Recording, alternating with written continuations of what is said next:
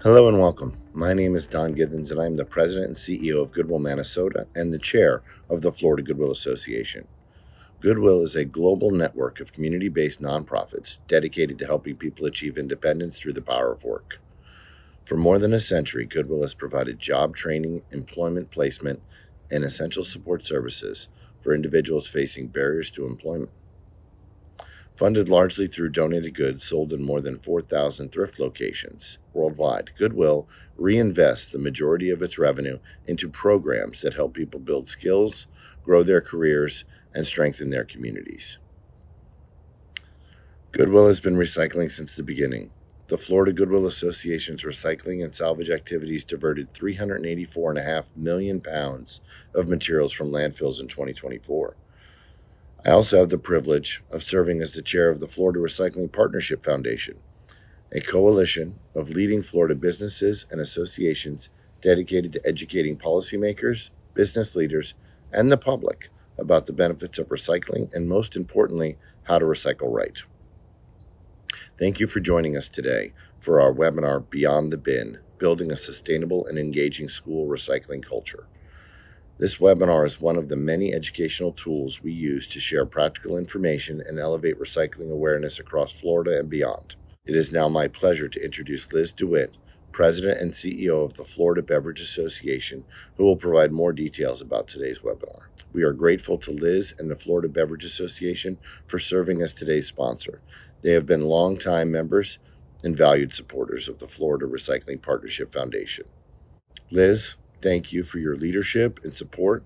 I'll now turn it over to you. Hello, everyone, and welcome to the Florida Recycling Partnership Foundation's Beyond the Bin webinar. I'm Liz DeWitt, President and CEO of the Florida Beverage Association. But before I dive into the industry side of things, I want to share why I'm really here. I'm a Florida mom, and like many of you, I look at our beautiful state and think about the kind of world we're leaving for our kids. That's what makes today's session so important. We are thrilled to have David Clawwitter from Orange County Public Schools with us. Now, while David is going to show you how to build an incredible recycling program in a school setting, I want you to listen with a wide lens of applications for this information. The strategies he's mastered at OCPS can work anywhere, your office, your community center, or your place of worship. Our partnership with Orange County Public Schools started back in 2021 with a Florida Beverage Association grant awarded to the school district for its Recycle Right campaign. This campaign targeted over 200 schools and over 200,000 students and taught them one simple thing: how to recycle correctly. In 2024, Orange County Public Schools received a second grant from the Florida Beverage Association to install bottles-only recycling bins in 22 high school cafeterias, diverting 70,000 plastic bottles from landfills and reaching 61,000 students. But if I'm being honest, there's one part of these projects that really hit home for me. Our board had the opportunity to tour Edgewater High School in Orlando. The passion to improve recycling wasn't coming from a textbook. It was coming from the students. They were acting as recycling ambassadors, using games and interactive props to get their peers excited. It was organic, it was high energy, and it proved that when you give people the right tools, they want to do the right thing. Orange County Public Schools has truly set the benchmark for sustainability in Florida. As an industry, we're doing our part too through our Every Bottle Back initiative. We want to remind everyone that our bottles are 100% recyclable. They are literally made to be remade. We're using less new plastic and investing heavily to get those bottles back into the circular economy. You can scan the QR code behind me to see how that process works.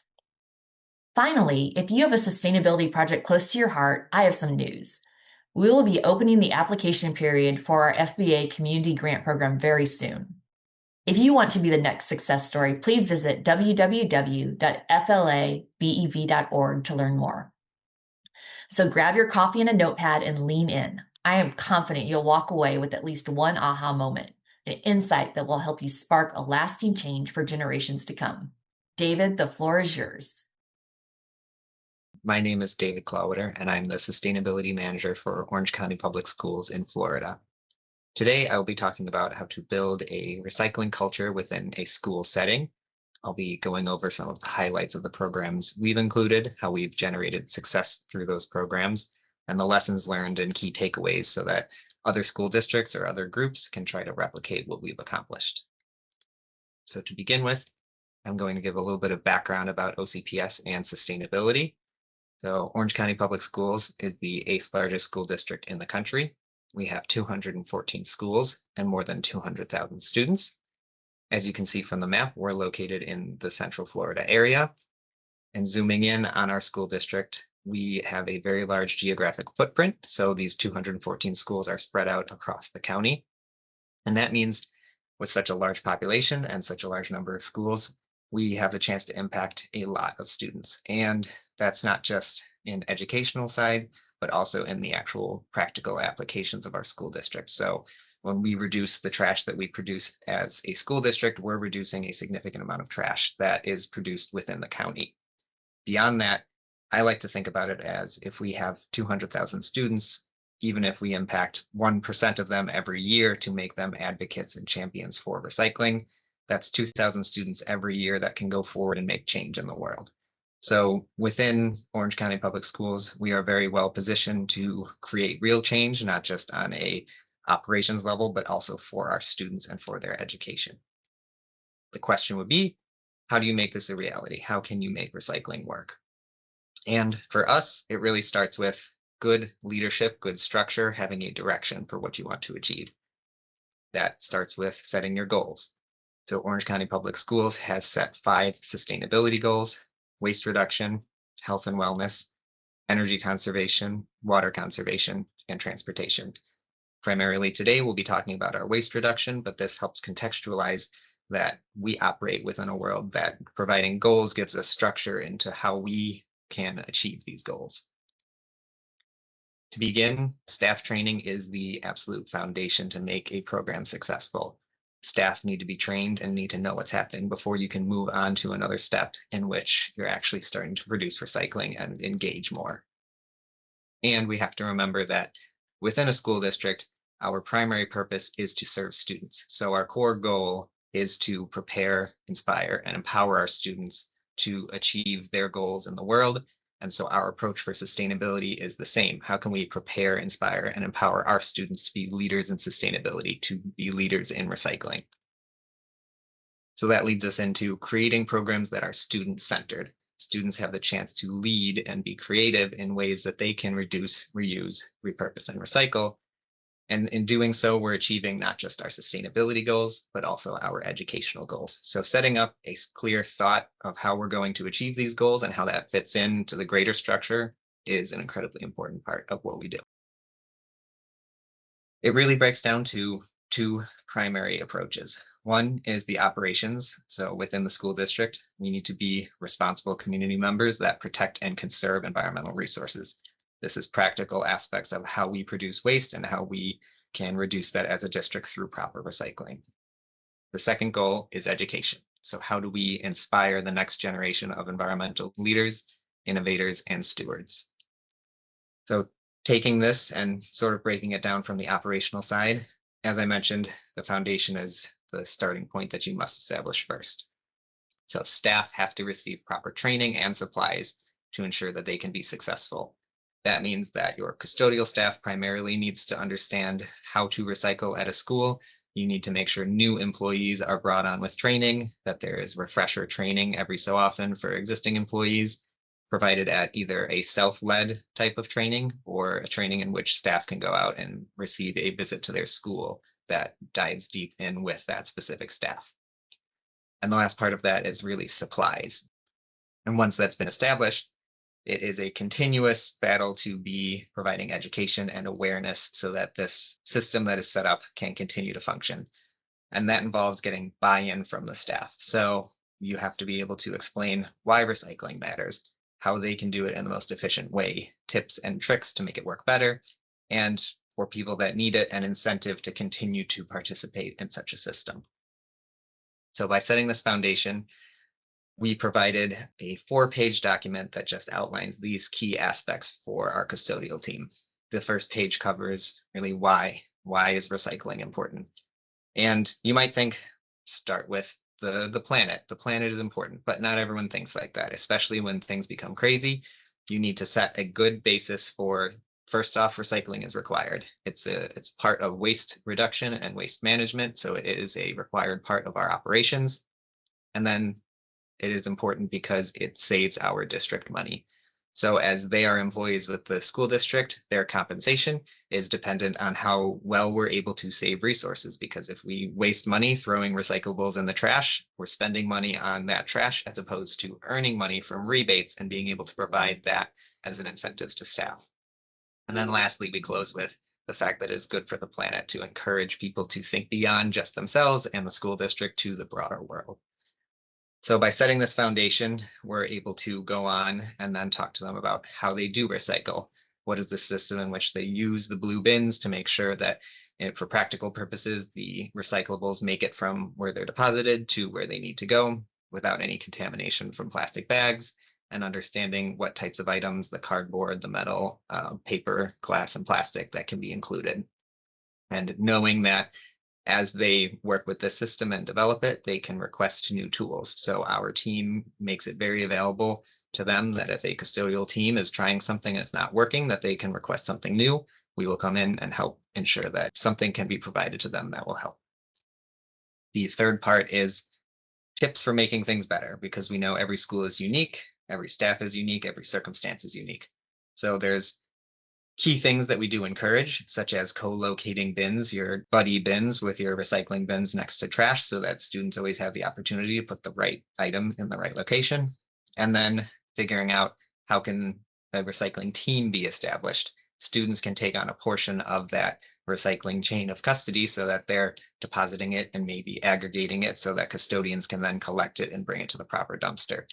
This creates additional buy-in from students and helps make it a more manageable process for the custodians. And then lastly, always remembering that there's might be supplies that they just need more of to continuously refresh those as they become worn out or as they develop new strategies with those student groups. And lastly, as I mentioned, those incentives. So we are very fortunate that our recyclables generate income for the district. So when we recycle a bottle, we generate a rebate for that, and that rebate is given directly back to schools. Every penny of that is provided to schools, whether as a cash prize for staff, a cash prize for student projects, or other incentives that encourage them to continue to be sustainable, which I will be talking a little bit more about later on. So that's the basis, the operations, the foundation that we need. Moving on to education, how do we inspire the next generation of environmental leaders, innovators, and stewards? So really, student leadership is a key aspect for that. Students must absolutely be involved and empowered. They have to be part of this process. And really, the best way to do that is to have a recycling club, especially on an elementary school setting where students are just learning good habits and starting to build themselves up in the characters and values that they have. Giving them this investment where they get to be involved in recycling can really help create that responsibility and generate a habit for a lifetime. And what we've done at OCPS is take this even further to allow high school students to have a greater chance for leadership as they graduate up from elementary to middle to high school. We established the Student Sustainability Advisory Council, which is a group of high school students that meet monthly with two main objectives. The first objective is a two-way communication between these students and our sustainability office. This allows them to share any kinds of ideas or problems or concerns they may have. And this also further allows us to share the information with them so that they feel like they're being brought into the picture. They know just as much as anyone else would know. The second part is an annual competition. And this is really the exciting part where creativity can take over. So this annual competition allows them to brainstorm ideas for how they can be better recyclers, how they can develop this idea into something that they can actually implement, and how they can be the leaders on this process from start to finish. So this group meets, they talk about what can be done, and a lot of the outcomes that we see are really things in which they're affecting their school on the student side. So strengthening the existing recycling systems by providing more bins where they notice students have recyclables, but not a place to deposit them. Putting up signage for that extra layer of awareness, creating videos, short form videos, long form videos, things that they can post on YouTube or with their morning announcements, and then further engaging clubs in a more detailed way. There's also simple awareness events. So they may actually, instead of going in and just talking about what is recyclable, it would be a day where they do a waste audit and they open up their trash and recycling bins and they see what is in here. Are we actually being good at what we know we should be doing, does that turn into actual recyclables in the recycling bin and trash in the trash? So getting students to understand and know their waste. And then we also see a lot of additional expansions of waste reduction. So once students really understand what it's like to recycle, why it's important, how it works, they can think of other ways to think of their waste beyond just a recyclable waste, but can they use it for a trash to treasure program where they turn it into something that can later on be recycled but has continued value before then, or their specialty recycling beyond what they might traditionally think of, or even composting, which is a form of recycling but for food. So in developing these SSAC programs, we have seen great success where students go out, they create recycling clubs, they have big awareness events, they make sure everyone sees that recycling is happening, they know that it's real, and that anyone can participate in it and have a real impact. And so by creating this SSAC program for high school students, we really learned a lot. And one of the main things that we learned is that we have limitations. So we have 214 schools and 2 staff members. So even if we're leading high schools in a charge to be more sustainable, there's so many schools and so many activities that we would need to be involved in that we just cannot do from a centralized location. So what is the solution to that is exactly what we saw for SSAC, but in a more general sense. And so that would be providing a framework for all students to engage in recycling and waste reduction, giving them access to their data so they know, I want to make this impact. Is it real? Am I having a reduction in my trash? Am I increasing my recyclables? So these bottles that I put in the recycling bin are adding up to a greater impact on the planet. And doing that as a scientific approach, a cause and effect, so they can actually measure it and increase the educational benefit of what they're doing. And then lastly, incentivizing it so that students can overcome the hurdle and really become interested in the program. So that's how we generated our Tough on Trash waste reduction competition, which provides financial incentives to the schools that participate. And so this program, Tough on Trash, it is a real life science experiment where students can study and then improve the waste habits at their school. It begins by setting a baseline of what is happening at the school. So do they have recycling bins? Are they located next to trash bins? Do they need more? Just simply understanding what is out there. And then diving further, okay, we know how well we have provided a framework for recycling. What is the outcome of that? Is having these bins available doing something. So going in and either having just a classroom-based audit or a dumpster audit in which they examine if their dumpsters are full of recyclables or trash, if their recycling dumpsters are even full at all.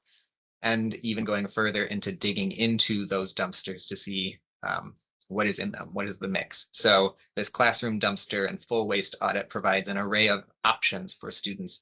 They don't want to get their hands dirty, they can stick specifically to just classrooms. If they want to look a little further, they can dive deeper in. So it's a gradient of opportunities for them to study their school.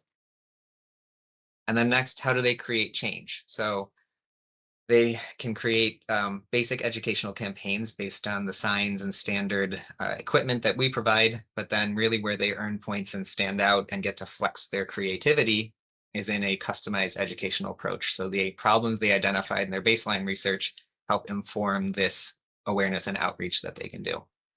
And then they take another measurement similar to how they did their baseline. They repeat that same audit to see what has happened. So cause and effect to see if they've really made a difference, which can be empowering for them because so much of the time students can do work in the classroom and not know what it means. This gives them a chance to do work, create a campaign, and see the outcomes of that.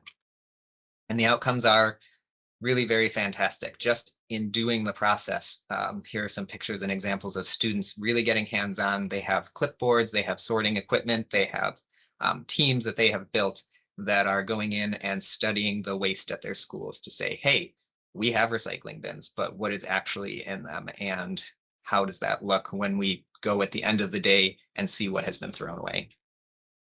And this happens not just on the high school level, but you'll see on elementary and middle school level, students really get to take that hands-on chance to study and understand what is going on and try and make a difference. So we see a lot of happy faces, a lot of really enthusiastic students participating in this program. And the outcomes for this new Tough on Trash program that we've had for about 2 years now, we have been able to see reductions in our trash service. and then increases in our recycling service, sometimes substantially, where dumpsters went from being just a quarter full, half full to overflowing, which really shows that there are recyclables out there that just need to be captured through the right systems.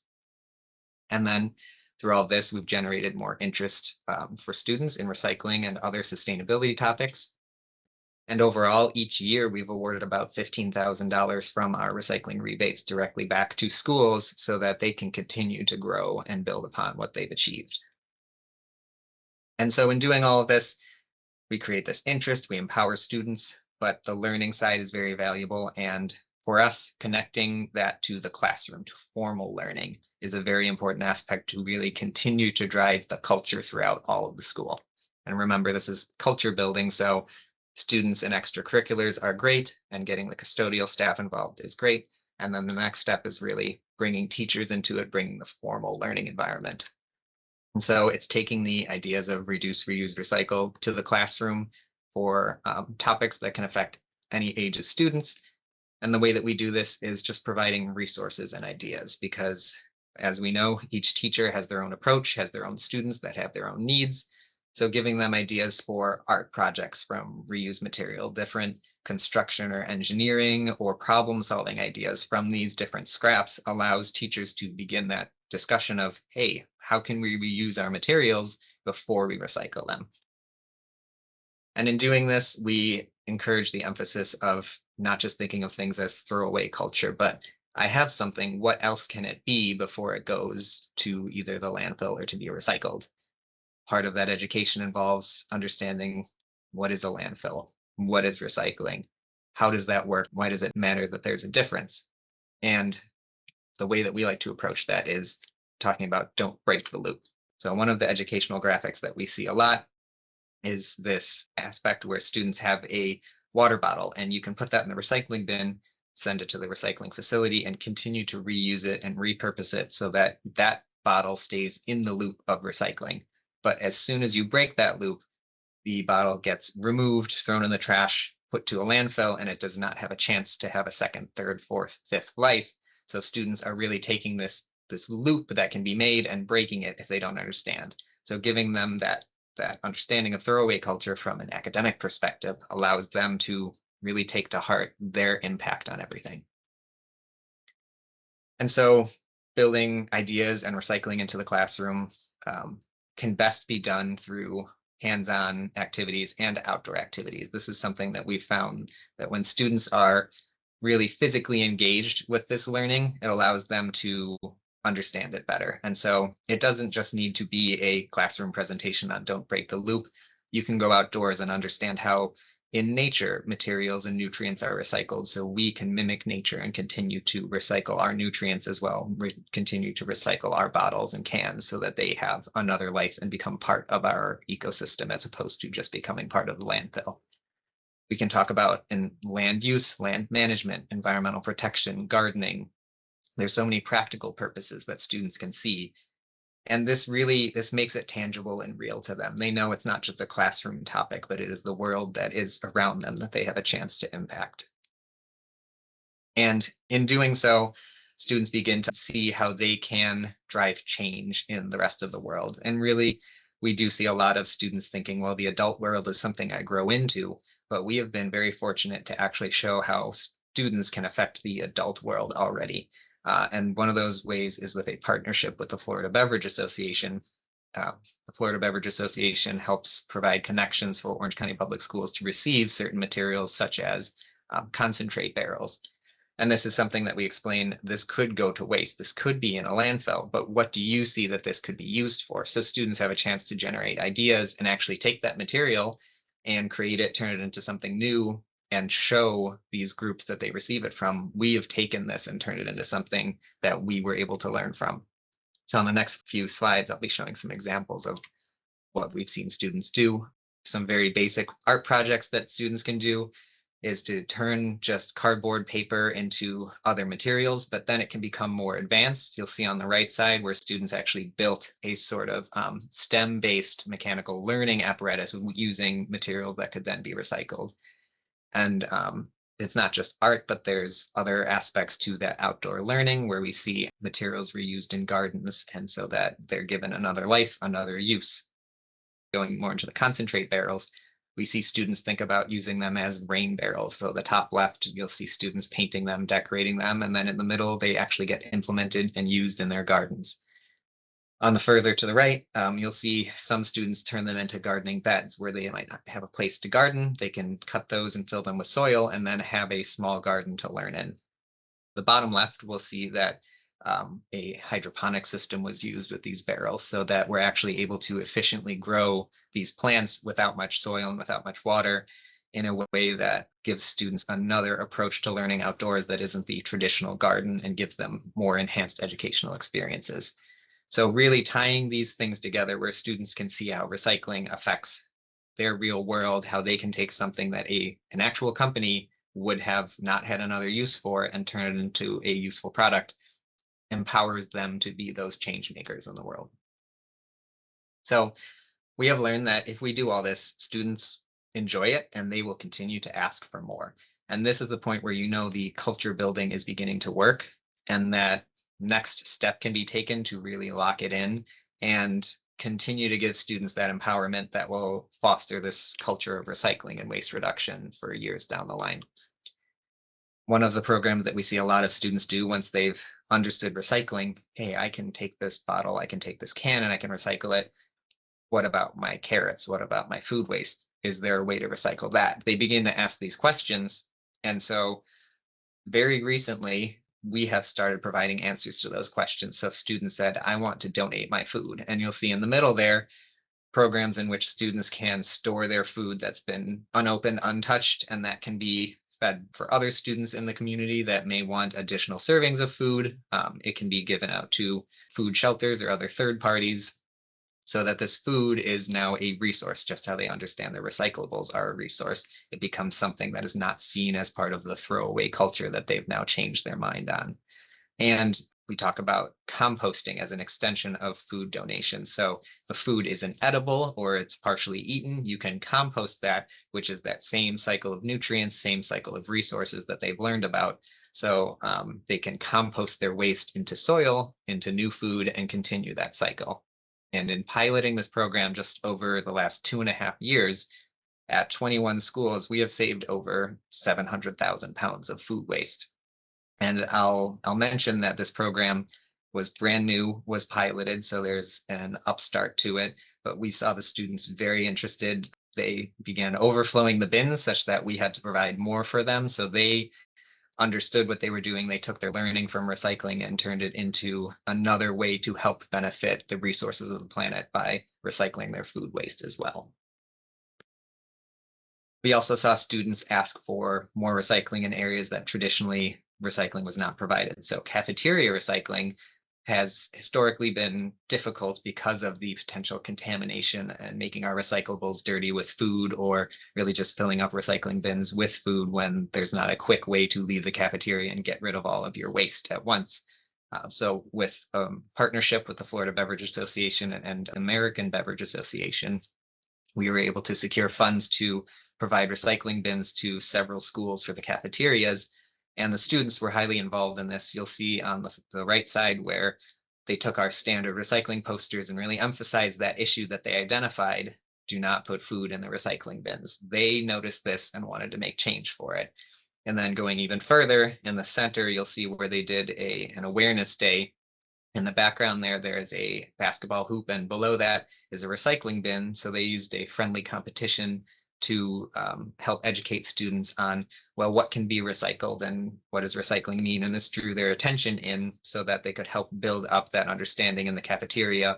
What can I recycle? I'm only generating certain things in the cafeteria, and this is what I should recycle, and the food and other contaminants should not be included. And then specialty waste. So we say recycling and we cover those basic 5 materials that students get a good understanding of. But then there's more ways to recycle. There's more ways to keep that closed loop and not break the loop on other materials. It just requires that they be separated and treated a little differently. And so on the top left, you'll see there our soft plastic recycling program that was recently implemented We started operationally just within our team and our logistics within the school district to capture our soft plastic waste. So that is shopping bag like materials, pallet wraps, Ziploc bags, things of that nature that could be gathered. And every 1,000 pounds, we were able to create a recycling program where that 1,000 pounds was turned into outdoor plastic material that could be turned into benches. And so, in recycling this material, every 1,000 pounds generated a bench for us to donate to schools for them to use in their gardens. And since then, after testing it out internally, we have provided it to schools where they generate plastics, they create benches for themselves, and then they can actually receive that bench for their garden. And it becomes another full circle aspect for them where the recyclable materials then benefit them directly when they're outside gardening and learning with their peers. One of the really creative ways we saw this program begin to grow just recently was for the winter season. Teachers came up with the idea of build a snowman, take these soft plastics that generally have that clear white look like snow and put them into these containers. We will build a snowman together. And then of course we'll recycle it and be able to turn it into a bench. And it's just a creative way to continue to get that recycling built into their mind. Other types of recyclables that schools have expanded to doing would be our chip bag recycling. Again, as long as it's kept separate and clean, that can be sent off to a specialty recycler where students can earn points for other incentives. It's similar programs are provided for certain writing utensils, markers, crayons, pencils, pop tabs, and other waste materials that can be part of that recycling chain as long as students are interested and able to separate it. And through this whole process, it's easy to get caught up in how can we do better? What is next? Where can we continue to improve? It's important that we've taken time, and I believe it has really made our program successful, that we have remembered that showing up is important, that not just looking at the data and seeing what more can we capture, can we be getting more cans from this school? Can we be getting more bottles from this school? But showing up to that school and really being there in person to show what the impact is that they're having, to present the information that we see to students so they understand, yeah, you just started recycling and you've already made this impact. So being there, meeting students where they are, giving them engaging presentations where they can ask questions and get feedback really builds that basis for them to be the leaders the next time we come around and say, we'd like to do better. We'd like to expand the system. What do you all see? What do you all know? Building that relationship with students such that they know they're the leaders, they know that they're the ones that make impact is important, and that face-to-face interaction is absolutely key. And then celebrations. Celebrations sometimes feel trivial. You may think, well, we're just throwing someone a party for being good at managing their waste, but it is so much more than that. For students and for staff, taking a chance to slow down and acknowledge that they've built a new habit. They're doing something new that is going to affect them and their peers and the school and the community for years down the line, letting them know that that impact is meaningful, whether it's through celebration and award events or simple words of thank you or recognition and competitions. And some of the pictures you see at the bottom there are our top performing schools winning awards, or in the upper left there are some students receiving an award for their work that they did. And then our support teams, our custodial teams, our educational teams that work outside the classroom but aren't necessarily assigned to a certain subject or a certain group, they receive recognition. And it's very meaningful to them because a lot of their work is so fast paced, there's not a chance to slow down and acknowledge it. When we're able to celebrate these successes is really when we remind people that they're doing it all for a reason. And having put all of this together, we look back and we realize that we have inspired the next generation of environmental leaders, innovators, and stewards, that these students are going to go out there and make change. So it's very good to reflect on the success that we've had. And to sum up, after going through that journey with us, where here at Orange County Public Schools, we've developed this system of raising these leaders. We know that that foundation is important. So educating staff, creating that recycling system that fits their needs, always going back to those key parts when we run into trouble with something not working well. Okay, well, Do the staff know why they should recycle? Do they know how to recycle? Are they motivated? Are they interested? Do they have the tools to succeed?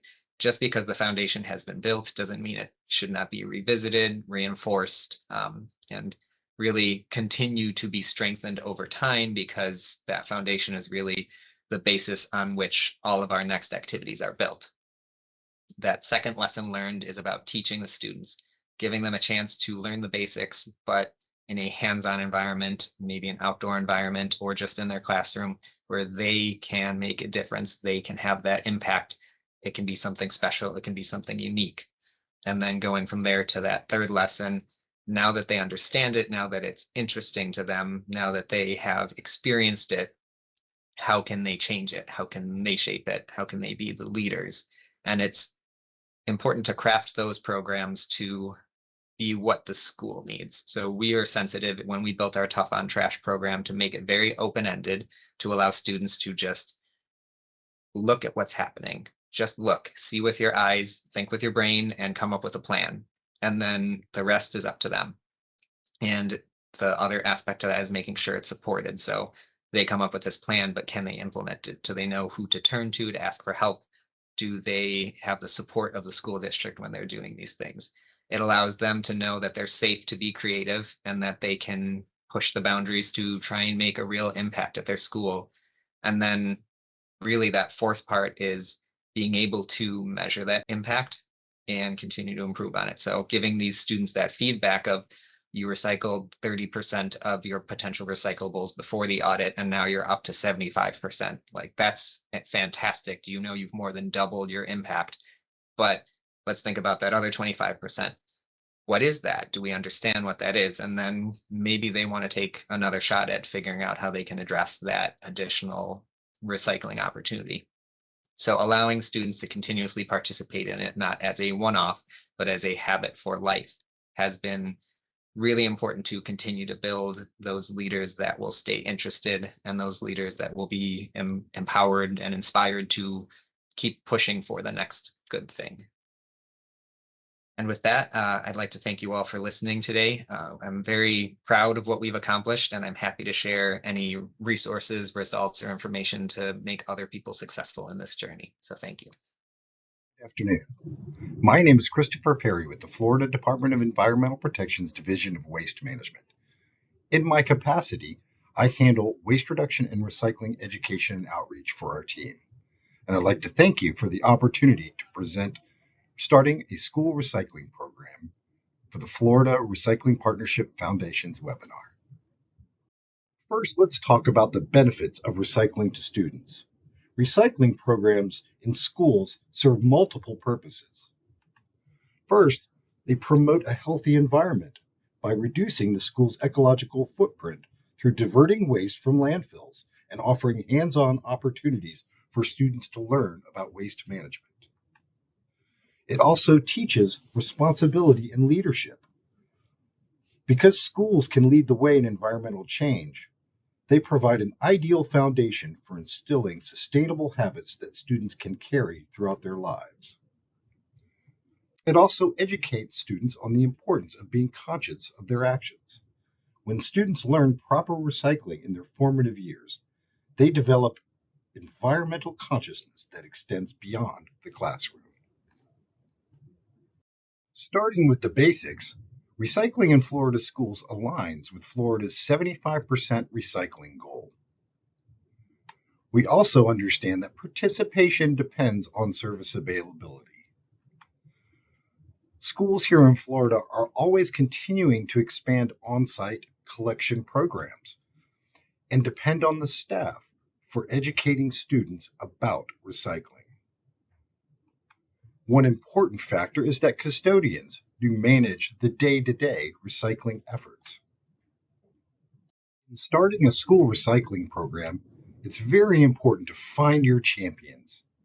You should identify and engage teachers or administrative staff with experience and motivation to coordinate these recycling efforts.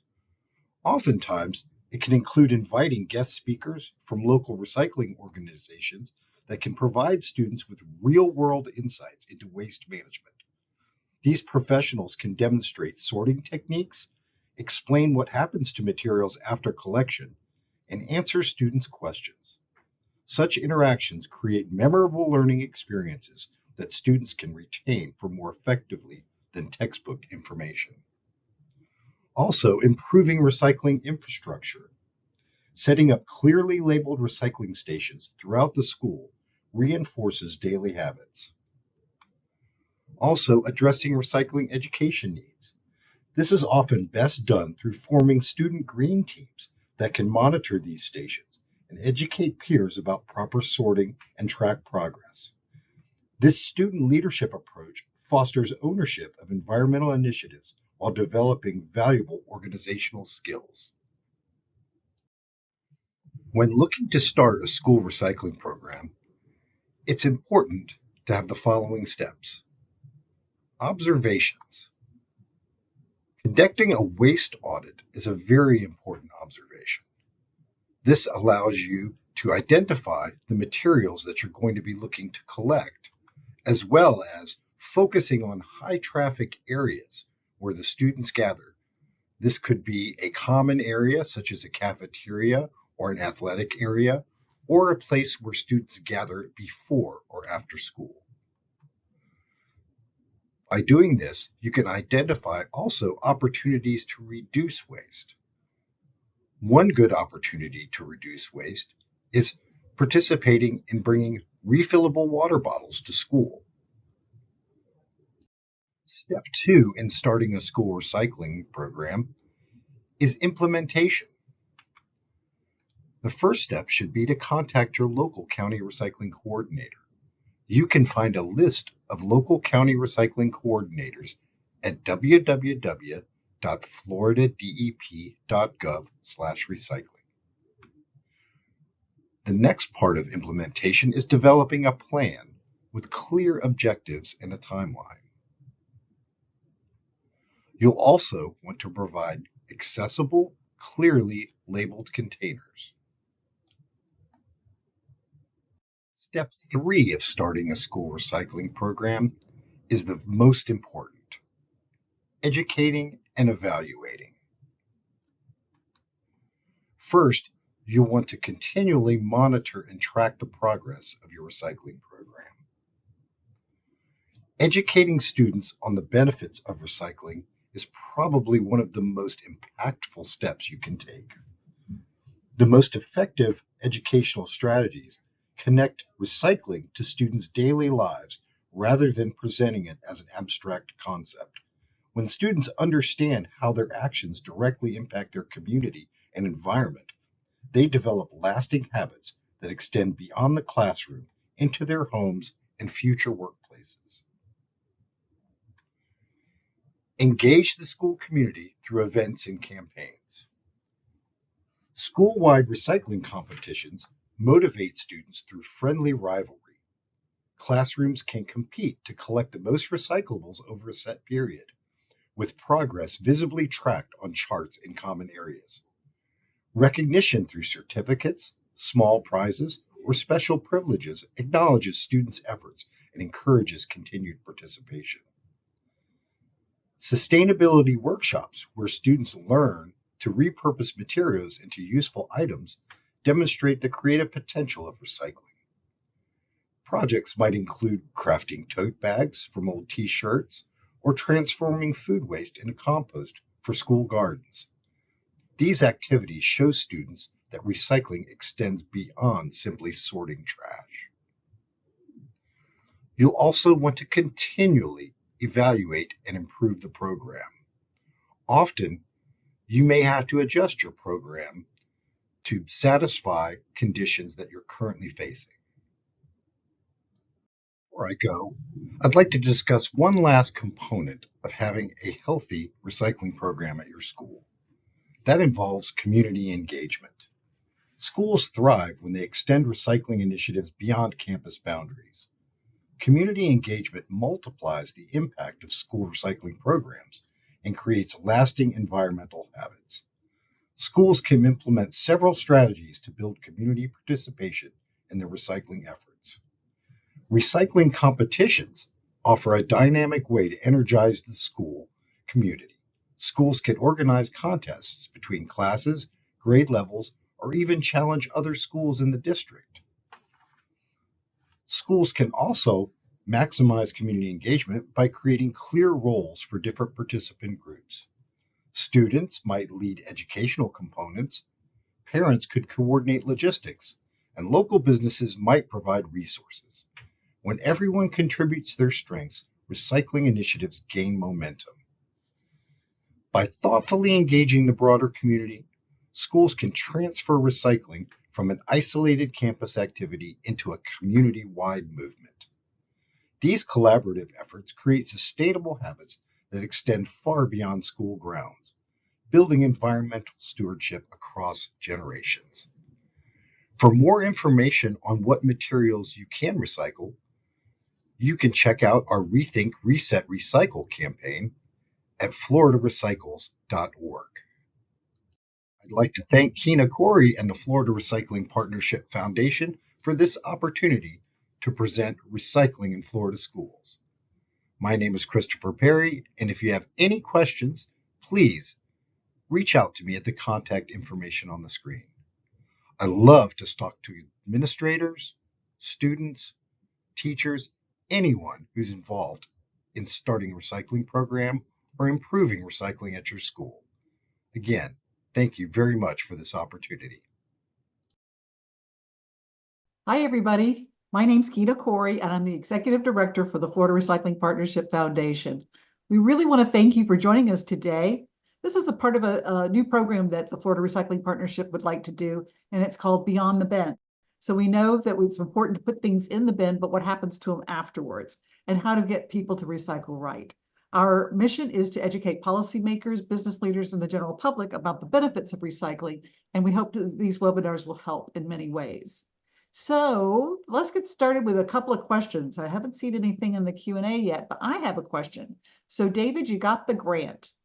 And how did you start? Did you start with just one school and then kind of blossomed out from there? Or did you take a footprint for a different way of doing it, a different way that you looked at it? So we got the two grants. I want to make sure I know which one, the cafeteria recycling or the district-wide recycling one, which one? Let's start with the cafeteria one. Okay, yeah, cafeteria one was definitely a customized approach. We really picked one school to go into and bring all of the materials and show them what we had for the staff and let them choose, hey, this fits in this area, this works with that, and then observe how that happened. And then taking that information, we went to the next school and kind of built on that, knowing they were going to be different, but we could still learn from each of them. And they turned out to be very, very different. But I'm glad we did it in bite-sized chunks because it does take a couple of weeks to get people used to something new. And then district-wide, really, it was a double approach of casting a wide net, making sure we put all the resources out there, and then to this day continuing to revisit schools and making sure they have those materials, they're using those materials. You know, you got 50 bins, where did you put them? Do you need more? That was the only way we could have handled all 214 schools, is just all at once and then those individual follow-ups. That's great. And I love the idea of taking the containers and using them for gardens. That's just a really cool idea. How's that going now? We cannot get enough concentrate barrels to do all the projects that we want. Once one school found out that these were available, so many teachers can get creative with these things. So we've seen them cut horizontally to make longer beds, vertically to make those hydroponics or kind of like large flower pots as rain barrels. There's just so many uses because teachers always need materials, always need hands-on activities, and students love to get creative. So every barrel we get is immediately sent out to a school for something. And I'd say most of the time it's a garden because it's that initial, let's design it, let's build it, and then it's that continual use for those students for years in the future. Right.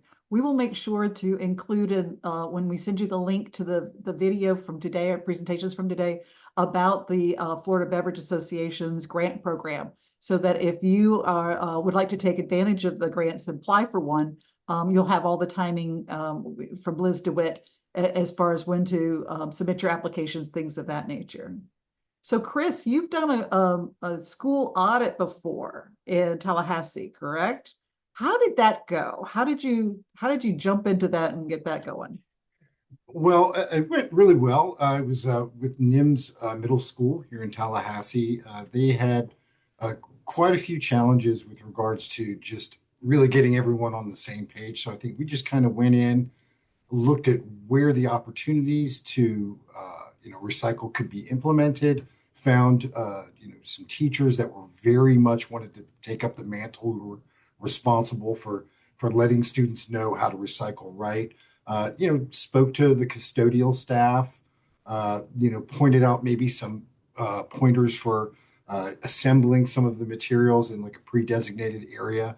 But at the time they were doing some renovations, so there was a lot going on. It was during the summer, so it was we had opportunity to kind of really get in and look at their infrastructure, where the opportunities were, and it was just an all-around great experience. That's wonderful to hear. Well, we want to thank both David and Chris today for joining us and giving some great presentations and some great ideas for us. We will also have their contact information available for you so that if you have any questions, I know David had sent us some information, some flyers, and we will include that as well so that you'll have a whole package of information. And we just hope that you will consider increasing your recycling program, or if you don't have one that's really ready to go yet, that you get it started. We're here to help you. And so thank you so much for joining us today. Have a wonderful week. And again, thank you for joining us.